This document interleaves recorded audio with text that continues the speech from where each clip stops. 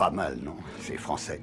Maintenant que c'est dit, on va pouvoir passer à autre chose, parce que je compte pas m'attarder sur le sujet longuement. Pourquoi? Parce que je traite les œuvres pareilles, peu importe leur origine, et au moins les pleurnichards de « Gna gna gna, c'est français !» s'en iront. Suis-je aigri aujourd'hui? Non. Mais merci de vous en inquiéter. Bon, aujourd'hui on va parler d'un manga que j'apprécie et peu connu, encore une fois, et qui est français. Deuxième et dernière fois. Aujourd'hui on va faire la biographie de l'auteur. Yamishin, de son vrai nom, j'en ai aucune foutre idée, née le 16 mars 1988, est une mangaka suisse. Grande gagnante du tremplin manga organisé par Kiyun, elle se révélera être une grande dessinatrice qui s'illustrera dans le monde du fanzina et du webcomic. C'est en 2017 qu'elle se professionnalisera en sortant son premier manga Green Mechanic. Elle est présente sur les réseaux sociaux sous son nom de plume et VTubeuse et aussi participé au Team Manga Show. C'est d'ailleurs là-bas où je l'ai découverte. Voilà pour la petite micro-histoire. Venons-en alors au sujet principal de la vidéo. L'histoire de Green Mechanic prend place dans un monde apocalyptique où une ville divisée en plusieurs secteurs est la proie d'un désert de déchets et de créatures humanoïdes plutôt féroces. C'est ici que prendra place alors l'histoire d'une gamine du nom de Misha qui, en se rendant dans les limites de sa ville, trouve une machine géante qui est un robot morphing qui depuis un moment semble l'appeler. Misha demandera alors à ce robot, qui a de la capacité de prendre l'apparence de n'importe quoi, de prendre l'apparence de son ami d'enfance disparu. Et tous les deux partiront à sa recherche dans ce monde au bord de la destruction où une race de monstres pullule dénommée Ersatz. Pourquoi j'ai lu ce manga? Eh bien pour tout vous dire, je savais même pas de quoi ça parlait quand je suis allé le lire en scan. Ma seule excuse de l'avoir fait, c'est que je suis un énorme flemmard. Ce qui est finalement pas vraiment une excuse, mais bon. Je regardais l'émission Team Mangaka, et elle était en train de justement dessiner Misha. Et je me suis dit, d'abord, putain, comment elle dessine bien. Puis ma seconde pensée, pendant qu'elle était en train de dessiner cette fameuse Misha, elle me dire, ah, mais elle ressemble à Olivia. Pas Olivia de Candy Shop, hein. Ah, la vidéo va pas être monétisable encore une fois. Mais Olivia, un personnage que j'ai créé. Bon, j'ai pas d'image à vous montrer parce que je suis un piètre dessinateur, mais je m'entraîne en ce moment.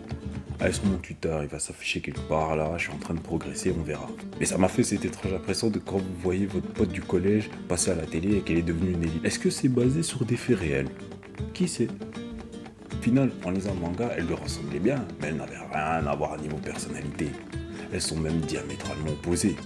Mais passons, il me semble que j'ai fait une parenthèse trop longue sur des trucs qui sont hors sujet. Retournons parler de Green Mechanic. La première chose à dire sur Green Mechanic, mis à part que c'est français, et oui j'ai encore menti, c'est que c'est très beau, c'est même vachement beau pour un premier manga. Je suis en train de lire Rave et Mashima ne pouvait pas se vanter d'avoir un niveau pareil à ses débuts. En même temps, l'auteur a peaufiné son trait pendant 10 années avant de se lancer dans le manga, ce qui explique cela. Mais regardez-moi cette beauté! Ce monde me fait penser un peu à l'un des démons de Devil May Cry ou l'une des machines à tuer de Blade. Non mais c'est impeccable, on voit que l'auteur maîtrise très bien le stylet de sa tablette graphique. On croit aux environnements poisseux et crasseux de la ville où résident nos héros. Bien que le dessin soit superbe, il n'est pas la seule qualité de l'œuvre. Il y a aussi ces personnages qui sont très bien écrits et que j'apprécie, notamment sa protagoniste, qui a cette pointe de naïveté et d'empathie qui la rend super intéressante. Elle n'est pas une tsundere ou un garçon manqué ou une gamine un peu bête, mais juste une jeune adulte perdue avec une trop grande apathie pour un monde où du jour au lendemain tu peux te faire moissonner et devenir une créature assoiffée de sang. Après, elle peut déplaire dans son comportement, mais elle évolue et s'affirme de plus en plus tout au long de l'œuvre, n'étant plus la princesse à protéger, mais la chevalière à défendre les autres, passant de passif à proactif face aux événements de l'histoire, travaillant sur ses traumatismes pour être une alliée fiable. Puis il n'y a pas qu'elle comme personnage intéressant, le manga s'offre un panel varié mais limité de personnages passionnants à suivre. Que ce soit Nail, chef d'une équipe de rangers, pas les Power Rangers, qui s'emploie à aider les gens de son quartier et au-delà. Il est accompagné dans sa mission de Setsuna, son acolyte de toujours, qui elle, est un garçon manqué avec son côté bagarreur et rentre dedans. Il joue un peu le rôle de grand frère et de héros raté qui se démène à le devenir malgré ses lacunes et ses bras bioniques qui lui font mal. Tous les deux seront des amis très chers à Misha qui pourra compter sur eux dans la recherche de son ami Michael. Ce joyeux petit monde devra se confronter à la milice, la police de leur ville qui est censée assurer la sécurité des citoyens mais qui abuse un peu de leur autorité. Parmi eux se distingue leur chef, numéro 6 qui est une personne très sévère et qui se démène à faire régner l'ordre dans le secteur quartier si vous préférez, dont elle est responsable. Elle et la milice sont les principales lignes de défense face aux ersatz qui sèment la terreur. Très autoritaire, mais sa rigueur et son sérieux semblent être le résultat d'un lourd passé qui se ressent jusqu'au trait entre guillemets de son visage. Et puis il y a les ersatz, qui sont des monstres à l'apparence humaine qui adorent se repaître du corps de leurs victimes, apparemment. On ne sait pas. Mais le plus vicieux chez eux, c'est qu'ils peuvent apparaître comme des humains normaux. Il est assez difficile de distinguer un humain d'un ersatz. Néanmoins, il existe des ersatz gentils qui peuvent cohabiter avec les humains sans pour autant en faire leur dîner ou les agresser en pleine nuit. Mais il y a surtout le tout nouveau compagnon de Misha, ce fameux robot auquel elle a donné l'apparence de son meilleur ami Michael. Le dénommé Reborn TX, frère, moi je suis pas là pour lire des numéros de série, on va dire juste Reborn. Hein.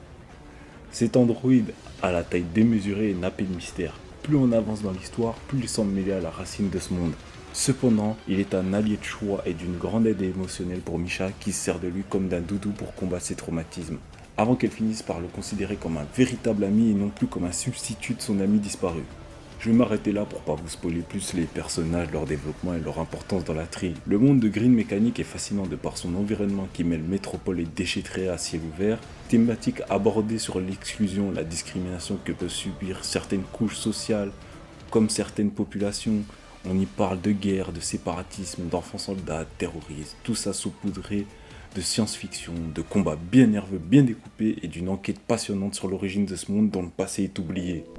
Bien sûr, il y a des défauts, comme certaines choses qui pencheraient trop dans le sentimentalisme, voire certains personnages carrément, le côté science-fiction qui n'est pas ultra poussé et reste très en surface. Mais malgré tout ça, il reste un bon manga à suivre qui est rafraîchissant, non pas par ses thématiques, mais surtout par ses personnages touchants et attachants et qui trouvent tout leur intérêt dans leurs relations entre eux.